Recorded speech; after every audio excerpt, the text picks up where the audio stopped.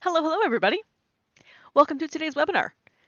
My name is Bridget. I am the social media guru here at Royalty Tech City, New Jersey, and today I'm going to be telling you and talking to you and giving you some tips to boost your LinkedIn presence. So if you have any questions as we go about today's webinar, please do type them into the chat box on the side of the screen there. Happy to answer any questions you may have.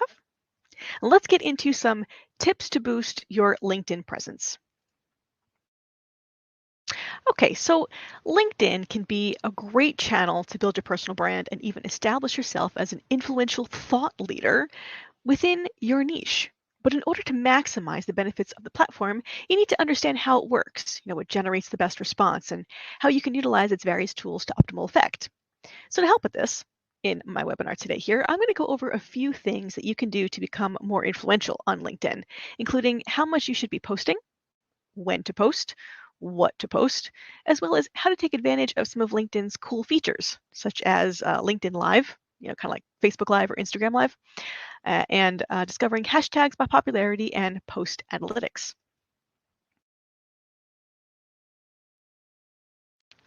Okay, so tip number one here. Maintaining a consistent posting process is important on LinkedIn. Of course, just as it is on any other platform as well, but of course, posting too much can hurt your presence. Now, my friends over at Analytica found that influencers who post more than 50 times a month on LinkedIn see an average of 26 engagements per post, while those who post between 30 to 50 times a month see an average of 56 engagements. And those who post less than 30 times see even more engagement on average. So, based on this, trying to post at least 2 to 3 times a week, but no more than 30 times a month for optimal engagement. Now, when you post is also significant things there, right? Trying to post at significant times of the day. In the morning, perhaps before you really get into your day. And then you can revisit your post later in the day or later in the evening, reply to any comments you get, and see if you can boost your engagement perhaps. But of course, they always say post when you're online. Sometimes that works, sometimes it doesn't. You definitely have to try it out. Test to see what's going to work best for you. Now, automation can be a great time saver, but can also be damaging to your visibility. So it's easy to set up a rule saying, if there's a blog mentioning X keywords, post it on my LinkedIn feed. However, I've seen this used to the extreme with some people posting hundreds of times per month. So it's not always the best thing to do. So as noted in my previous point, posting too much on LinkedIn can actually reduce your engagement. And while LinkedIn systems can spot when people are using automation, it can also hide your posts so no one will see them. Shadow banning thing, right? So if you're going to use automation tools on LinkedIn, you should still look to limit the number of posts to no more than 30 times a month. And a lot of things, if you're going to use automation, a lot of those programs do have the ability to say post once a day, post twice a day, only post on Mondays, whatever it might be. So if you're going to be using automation, look into those kinds of things when you're going through the process. So research shows that articles with images get 94% more total views. It's not just including images, though. You can also add videos, slides, a podcast, an audio cast, or even documents. LinkedIn added that feature back in 2019. So documents can actually be turned into a carousel post on LinkedIn. And if you upload a series of visuals as documents, LinkedIn will display that as a carousel, which users can sideswipe through.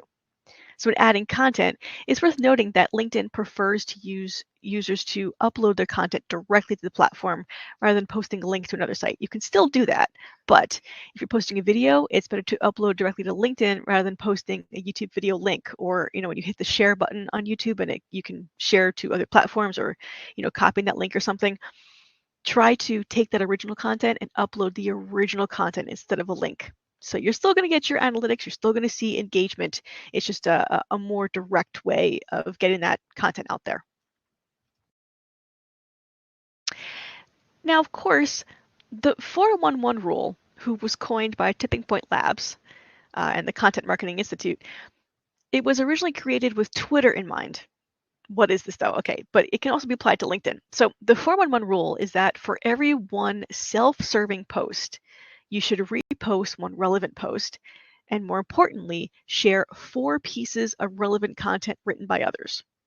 So that's the 411 rule there. And by following this rule, you're not just sharing your own content, but you're also providing helpful insight relevant to your audience written by others. This can be, industry, thought leader content, news, trends, stuff that's on the Realty Executives Jersey LinkedIn page, But at the same time, it's also important to add your own opinion. Many people just like or share posts that they've read, or sometimes without even reading them. They look at the title and say, oh, that's something good, and just share it over. But you can set yourself apart by adding your own opinions, your questions, or other commentary within the comments. You want to tell people what you think about the points being made in whatever it is you're posting. And don't be afraid to respectfully disagree with something and suggest a different point or view. People say that they don't want to do that because it causes controversy, but don't forget, LinkedIn is a different platform versus Facebook versus Instagram. So this can start a debate, but you'll find that your post may get a little more engagement as opposed to any trolls or, haters out there. Although you're obviously looking to market yourself and your brand, it's best to avoid being too pushy with your LinkedIn posts. So try not to post directly about the services you offer, okay, which is kind of a twofold there since that's exactly what we're doing in this industry, right?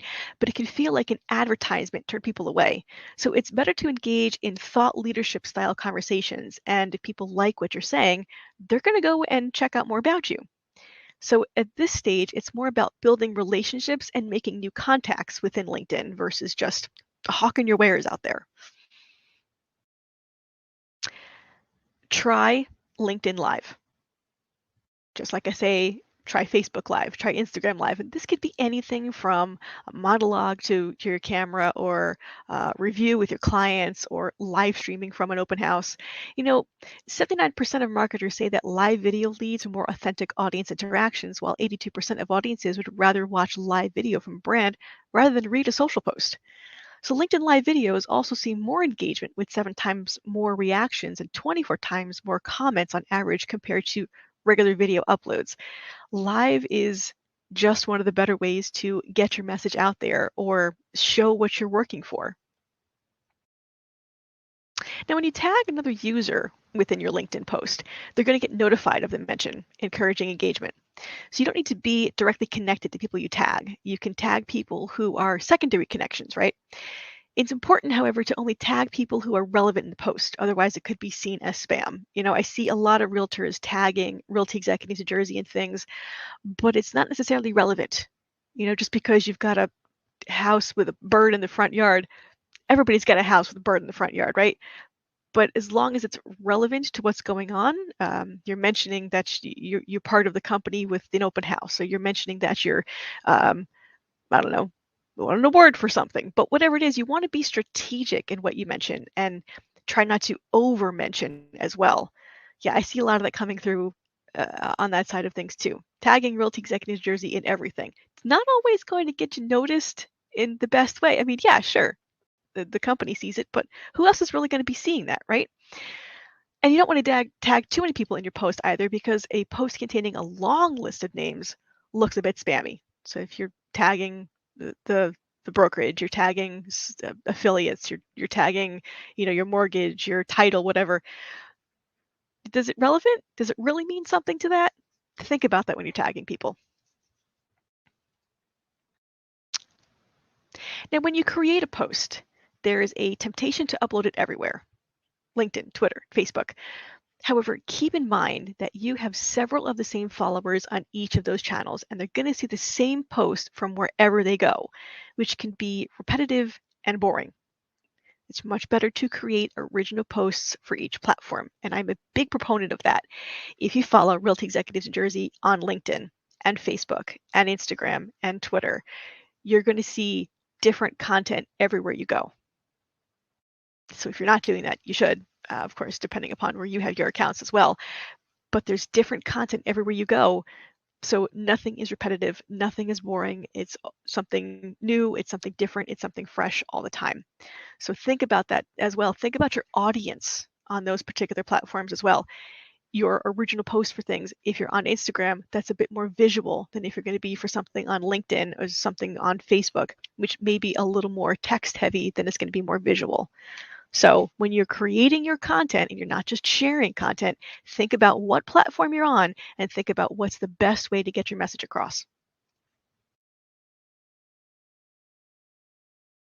Now, adding hashtags. I know everybody always gets cross-eyed when I talk about hashtags, but I have another webinar on hashtags. So this is just a side note to that. But adding hashtags to your posts will help you get your content discovered as well as help LinkedIn to categorize your posts and differentiate them from other content. It's important to always add relevant hashtags, not just popular ones, relevant.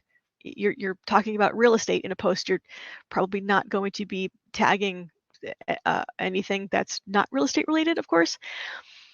When hashtags are used well, it enables others to more easily find your content in their searches. Using hashtags will also ensure that when members are looking for information on a certain topic, your post, your article, whatever it is, will come up as one of the options. So when you're in LinkedIn, try clicking on Discover More under followed hashtags at the bottom left of your LinkedIn homepage to see a recommended list of popular hashtags related to the hashtags you follow. And you can also access this by clicking on the hashtags you follow and then you click the three little dots so you can discover new ones. Yeah. So what's really useful about recommended hashtags and the page where you find them is that it shows you the number of people that follow the hashtag so you can prioritize those with the biggest following. It's important not to use hashtags that are really nichey with no followers. So if you're going to be doing the hashtag game, you got to do it well. I know that Instagram does allow just those 30 in a post.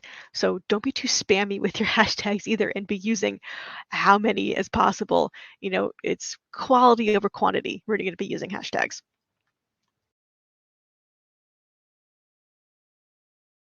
Okay, so final tip that I want to give to you today: to access analytics on the posts you've shared, you want to click on the Me icon at the top of your LinkedIn homepage. And then under Manage, you want to go to Posts and Activity. And there you're going to see all of your recent posts with an analytics icon below each. And here you're going to find real-time information on the posts you shared, which can help you better understand your audience as well as which posts have performed better than others. It's the same kind of thing as looking at insights on Facebook or on Instagram. And with these kind of insights, you can better understand if you were successful in optimizing your post to gain visibility with the right people. So make a note of what's performed the best and consider why it worked and what you can replicate.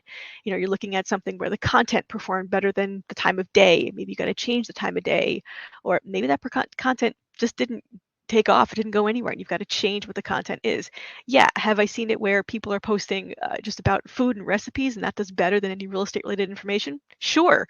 Maybe that's something you're going to be focusing on for a while until you can actually work in some more things about the services that you offer and show your audience that you've got that versatility. But go with what you can at the moment to gain those followers, to get those people to want to come to you and follow you for some kind of a reason, and then give them other reasons to stick with you afterwards. So also, when you're optimizing your content based on your analytics, was it because you used a certain hashtag? Was it because you tagged a certain influencer? Was it because that topic just struck a chord with people? When you've got an idea as to why, you can experiment with replicating that style of post and test it to see if you get better levels of engagement or not. So those are my tips for you. I know that's a lot of information there to take in, but as LinkedIn continues to grow and it's likely to become an increasingly influential platform as we move beyond, what we went through now and into a new period of economic rebuilding here. And this is going to lead to new opportunities. And those that start on building the platform presence now are going to stand out and stand the best chance of capitalizing on this and maximizing their potential on the platform. So it's not just about posting your open houses, posting your new listings, posting when something has sold or closed. You've got to give people a reason to come to you, a reason to follow you, a reason to stick with you. So yes, post your open houses, post your new listings, post all of that, but also give them some other relevant information. What else is going on? Is it something in the market that's happening? Is there something with mortgages that's happening? Yeah, is there some great recipe that you're trying out for the holidays? Give them a reason. Sprinkle in some personal things in there and follow the golden rule as well. That's that 80-20 rule, right? 80% about you, 20% about your business. Yeah, 20% about your business and 80% about you. So keep all of that in mind. So I hope you had your yellow notepad out. I hope you had your pencil out there to be taking some notes today. So In the chat box there, Sharon, you are quite welcome. I hope you and everyone else in attendance here today learned a little bit more from my tips to boost your LinkedIn presence. And if you have any other questions, that is my phone number, that's my email. Please don't hesitate to reach out. Happy to talk to you about LinkedIn and maybe a LinkedIn strategy. Thanks so much for joining, everyone. Until next time.